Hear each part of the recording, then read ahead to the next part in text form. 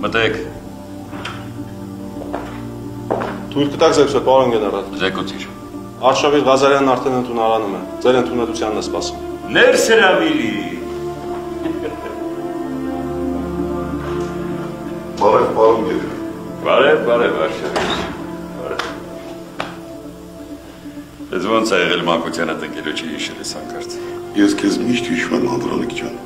Դու ես միշտ զբաղված։ Բա դու։ Ինչ նոր պաշտոն ես ստացել նույնիսկ չես էլ զանգահարում։ Չէ, խոստանում եմ ուղղել, պարոն գեներալ։ Եթե խոստանում ես ուղղել, Ալինս։ Ոնց եք, ինչ կա չկա։ Տնեցիք ոնց եք, երեխաները։ Լավ է, շնորհակալություն, պարոն գեներալ։ Ամենամեջ ոնց եք բազգեն պապի շներին, բաց թողում է դերներից որ գնում էի կայքի խնձոր ուտելու։ Կարծեմ մի անգամ հիշում կծես չեք։ Բա ինչ անեց, մինչև հիմա սպին մնացել աղոտից վրա։ Անոք մանկությունը լավ բան է։ Անդրանիկ ջան, համաձայն եմ։ Ասա տեսնեմ ինչ գործով ես եկել, դու հենց այդպես չէիր գա։ Լավ էլի, պարոն գեներալ, նեղացնում ես։ Դու որ եկել ես հաստատ մտքիդ մի բան կա, դու հենց այդպես եկողը չէիր։ Ասա մի քաշվի 1000 տարվա ընկերներ են, Արշավիր ջան։ Տոս, Վիգենի համար եմ եկել։ Ինչ է եղել Վիգենին, բանման չի պատահել։ Դե գիտես, Վիգենից 18 տարին լրացել է, արդեն բանակ զորակոչվելու ժամանակն է։ Հետո։ Դե, ես մի ամիսը փորձում եմ տոս բանակի հարցերը լուծել չեմ կարողանում։ Շատ են խստացրել։ Շատ ազդեցիկ մարդկանց հետ եմ զրուցել, չի ստացվում։ Ասեցի, որ մենակ դու կարաս ես գործը գլուխ բերես։ Հələ մի րոպե Արշավիր։ Այդ ինչ է նշանակում, որ միայն ես կարող եմ հարցը լուծել քո տղայի։ Չեմ ուզում ծառայի, Անդրանիկ ջան։ Ճիշտ կլինի ասել, որ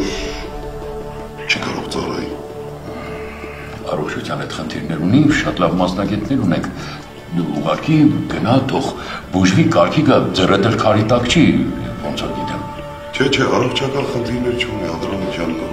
Ուղղակի փաստաթղթերը անց սարքենք իբր թե ունի, որ բանակից ազատվի։ Այդպես մի նայ, Անդրանիկ, այդ մի թակ տղեր ունեմ։ Սամանին էլ լարված իրավիճակը, չեմ ուզում, որ իրան մի բան պատահի։ Այսինքն դու մտածում ես, որ այն տղաները ուրեմի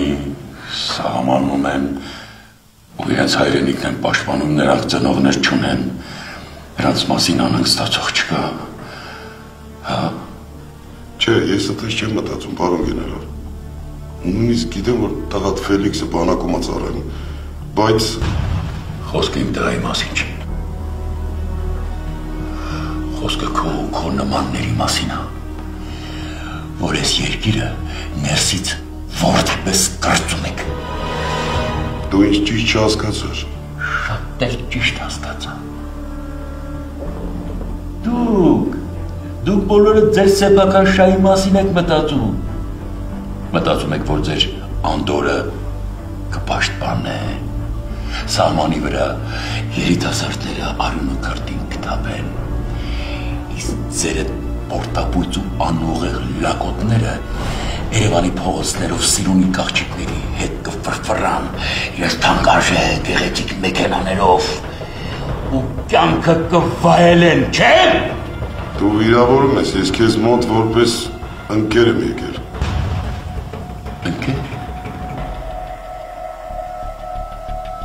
Դու այլևս իմ ընկերը չես։ Ու ափսոս են տարիները, որ մենք միասին ենք անցկացրել։ Բայց հանուն մեր ընդհանուր անցյալի ես կօգնեմ քո տղային Արշավիր։ Կօգնես։ Անպայման կօգնեմ։ Կհետևեմ, որ Վիգենը ոչ միայն ծառայի, այլ ծառայի սահմանային գոտի։ Գիտես ինչի՞։ Որ քեզ չնմանվի։ Քեզ։ Որ գնա շփվի իր հասակակից հերոս տղաների հետ,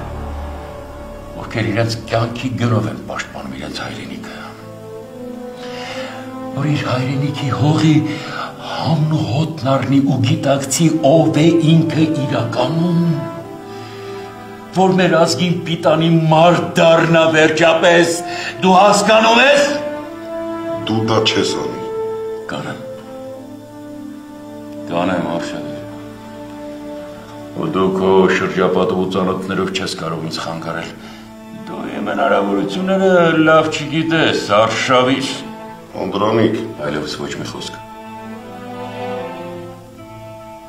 Դուրս կորի։ Չեմ ուզում ներեսը տեսնեմ։ Ժամանակին պատմություն էիր ուսումնասիրում։ Խոսում էինք, զրուցում էինք, զարմանում էինք։ Թե ոնց ենք ահռելի հայրենիքը կորցրել։ Ծովից ծով մայր Հայաստանը։ Հիշում ես, այգու քո նմանների երեսից ենք կորցրել, որոնց համար հայրենիքը արժեք չի, այլ ընդամենը միջոց սեփական ստամոքսն ու գրպանները լցնելու համար։ Ու դա բավական չի։ Դու ձեր երեխաներին էլ եք այդպես անհոգի սարքում։ Ու այդպես մի ամբողջ սերունդ եք փչած, որոնց համար կարևոր չի հայրենի, հայ։ Նրանց հետաքրքրում էին իրենց փայլուն մեքենաների գոտ համարանիշները։ Դուք հոգի